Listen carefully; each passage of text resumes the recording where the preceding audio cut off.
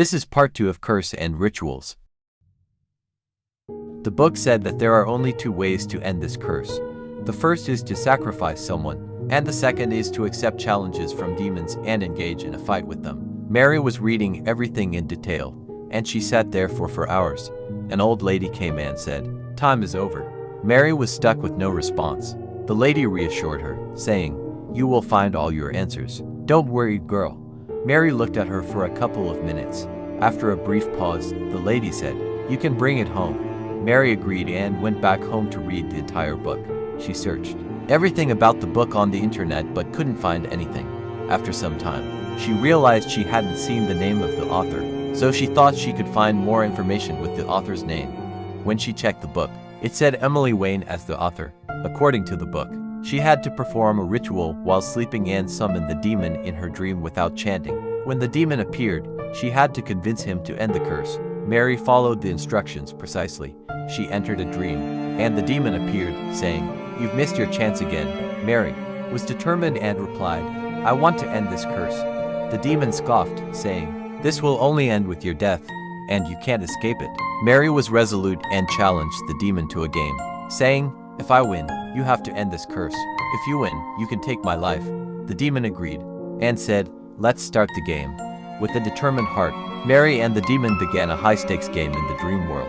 Neither aware of the challenges they were about to face, the chessboard materialized in their dream, and the pieces took on eerie, otherworldly forms. The pawns were ghostly apparitions capable of phasing through obstacles. The knights resembled sinister horsemen, with the ability to teleport to any location on the board. The bishops had eyes that could see into the future, allowing them to predict the demon's moves. The rooks were massive stone golems, nearly indestructible, and they could shatter other pieces in their path.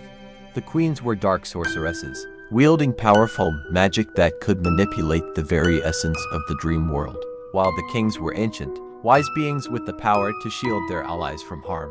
The game began, and Mary and the demon moved their pieces with intense concentration. The chessboard itself seemed to come alive, and the dream world transformed into a dark, mystical battlefield. The pieces clashed with intensity, creating explosions of energy and ethereal flames. As the game progressed, Mary's strategy became apparent. She used the bishop's foresight to predict the demon's moves, avoiding his traps and putting him on the defensive. The demon, not to be outdone, utilized his rooks to create a formidable defense. But Mary's clever tactics slowly chipped away at his forces. The game continued to escalate in intensity, with both Mary and the demon summoning their pieces' unique powers to outmaneuver each other. The dream world echoed with the sound of clashing armies, and the outcome hung in the balance. The climax of the game arrived when Mary's queen unleashed a devastating spell that shattered the demon's defenses. With a final, brilliant move, Mary put the demon's king in checkmate. The demon let out a furious howl as the dream world trembled, and the curse began to weaken. Breathing heavily, Mary looked into the demon's eyes and said, "You've lost the game. You must end this curse." The demon, defeated but bound by their agreement, reluctantly nodded and, with a final sigh, granted Mary's request, breaking the ancient curse that had plagued her. The dream world began to dissolve, and Mary woke up in her own bed, free from the curse that had haunted her.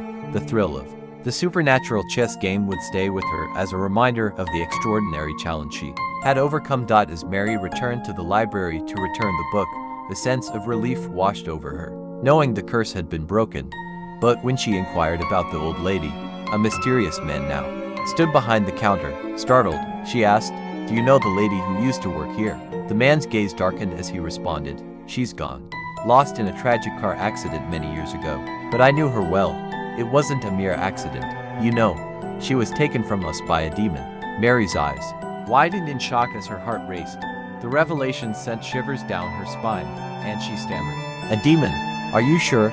The man's voice grew ominous as he leaned closer, whispering, "Absolutely sure. Emily Wayne knew the dark secrets of that cursed book better than anyone. She was hunted by a vengeful demon for years, and it finally caught up to her. But she was brave, just like you." Mary's mind reeled at the revelation. The old lady who had guided her had been a courageous soul who had faced the same malevolent forces.